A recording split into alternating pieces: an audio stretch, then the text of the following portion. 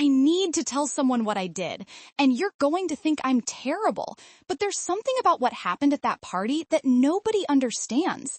Everyone thinks my boss is some kind of hero in this story, but the truth is, I'm the one who ruined everything. And here's what really happened. This isn't just about a stupid joke I made. It's about this deep fear I've been hiding from everyone, including myself. A fear that maybe I picked the wrong man. That maybe the guy I chose to marry isn't really a man at all, but just a boy who plays video games and still asks his mom for money. I need to tell you everything, including why I said what I said to Tom's face in front of everyone. And the part that makes me look worse, I'm saving that for the end, because you need to understand how we got here first. See, Mark and I had been married for 3 years, and somewhere along the way, he just stopped trying. He used to surprise me with flowers and plan these amazing dates. Now he comes home, drops his bag by the door, and asks what's for dinner, like I'm his personal chef. The final straw came when I found hidden bank statements showing he'd spent $3,000 on some fantasy football league, while telling me we couldn't afford my sister's wedding gift. But that's not even the worst part. There's something about Mark that I haven't told you yet. Something that happened 6 months ago that I've been too ashamed to admit. I was so focused on his childish behavior that I missed all the signs that my feelings were changing. Looking back, the signs were all there, but I was too angry to see what was really happening. Everyone was trying to warn me about my growing resentment, but I couldn't see that they meant something bigger, that I was falling out of love right in front of them. I convinced myself that if Mark would just grow up, everything would be perfect. I told my best friend Sarah that what I really needed was a real man, someone like my boss, Tom. I should have known something was wrong when I found myself dressing up more for work than for date nights with Mark. But I ignored it because Tom made me feel seen again. He noticed when I changed my hair, asked about my weekends, remembered my coffee order. Simple things, but after months of Mark's indifference, they felt huge. The joke started small. Tom would compliment my presentation skills, and I'd laugh that he was more observant than my husband. When he brought me my favorite tea without asking, I joked that he paid more attention than the man I married. Each comment got bigger laughs from my coworkers. I thought I was being funny, but what I didn't realize was that I was falling for Tom a little more each day. Everyone could see what was happening, except me. My assistant started giving me these worried looks when I'd stay late in Tom's office. The receptionist stopped laughing at my jokes. That night at the company holiday party, something happened that I've never told anyone about. Mark showed up late, wearing wrinkled clothes and complaining about traffic. Tom looked perfect in his suit, smoothly handling the crowd, making everyone feel special. I felt this rush of shame standing next to Mark. I had too much wine, way too much wine. For a moment, I actually believed I could control myself, that I wouldn't say what I'd been thinking for months. But then Mark spilled red wine on my new dress, and Tom swooped in with club soda, dabbing at the stain while making a joke that had everyone laughing. Stop and think about this for a second. Would you have done what I did? Would you have said it out loud if you'd been holding on to months of disappointment? That's when Sarah tried to pull me away, whispering that maybe I'd had enough. But I shook her off and said the words that destroyed everything. I said, Tom, you're more of a man than my husband will ever be. Right there, in front of Mark, in front of my boss, in front of everyone. I should have been relieved when Tom just laughed awkwardly and walked away, but instead, I felt this horrible mix of satisfaction and terror. The room went dead silent. Mark's face turned white, then red. He didn't say a word, just turned and walked out. This is where I really messed up. Instead of running after him, I stayed at the party. I told myself he was being dramatic, that he needed to cool off. I convinced myself that maybe now he'd finally understand how disappointed I was, that this would be the wake-up call he needed. My friends all said he was overreacting, but what they didn't know was that I'd been emotionally cheating on Mark for months. The comments weren't just jokes. They were my way of testing the waters, of seeing if Tom felt the same way. Behind the scenes, our private messages had crossed every line except physically. I know how this sounds, but there's more. You're probably thinking I'm just a terrible person who doesn't deserve forgiveness, but it gets worse than you can imagine. I spent the rest of the party watching Tom avoid me, realizing I'd crossed a line that couldn't be uncrossed. When I finally went home, Mark's bag was gone. His toothbrush, his gaming system, everything personal, gone. He'd left his wedding ring on the kitchen counter with a note that just said, "You were right. I'm obviously not man enough for you."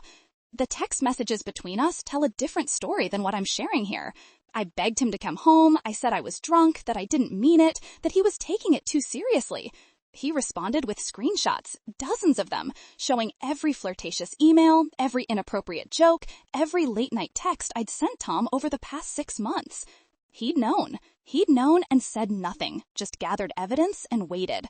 Everyone thinks they know what happened, but the real story will change how you see Mark forever. The quiet guy playing video games, he'd been documenting everything, preparing for this moment. Remember what I said about Mark being a boy, not a man? Here's the truth that changes everything.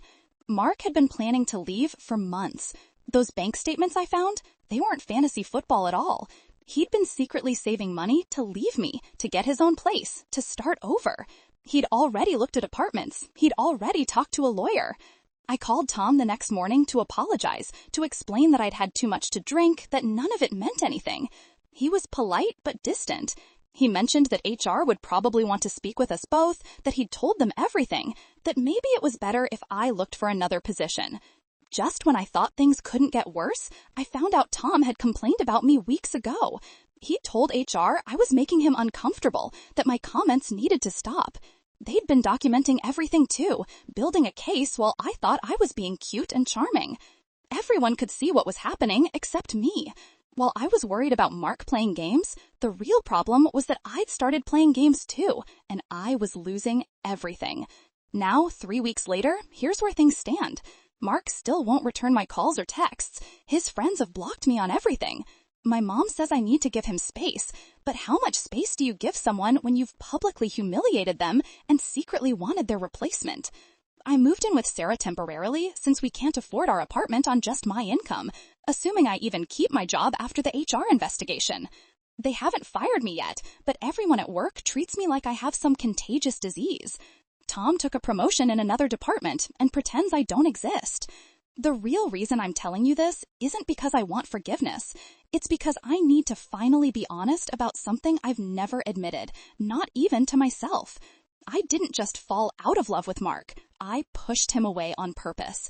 All those complaints about him being childish, I was looking for reasons to justify what I was already feeling. I convinced myself he wasn't good enough because admitting I was bored, that I'd fallen for someone else, that I wanted out but was too cowardly to just say it, that was too scary. So I made him the villain and myself the long-suffering wife until I made it come true. I know this makes me sound cruel and calculating, but you don't understand what it's like to wake up every day knowing you're living a lie, to smile at someone across the breakfast table while secretly comparing them to your boss, to plan your outfits around someone who's not your husband. The worst part about what happened isn't what you think it is. It's not the joke everyone heard or even Mark leaving. It's that now I have to admit I engineered my own unhappiness. I created the exact situation I claimed to fear because it gave me an excuse to do what I wanted to do anyway. Looking back, I can see how my behavior was wrong, but in the moment, it felt like I was finally being honest about what I wanted. I'm not proud of what I did next, but desperation makes you do things you never thought you'd do.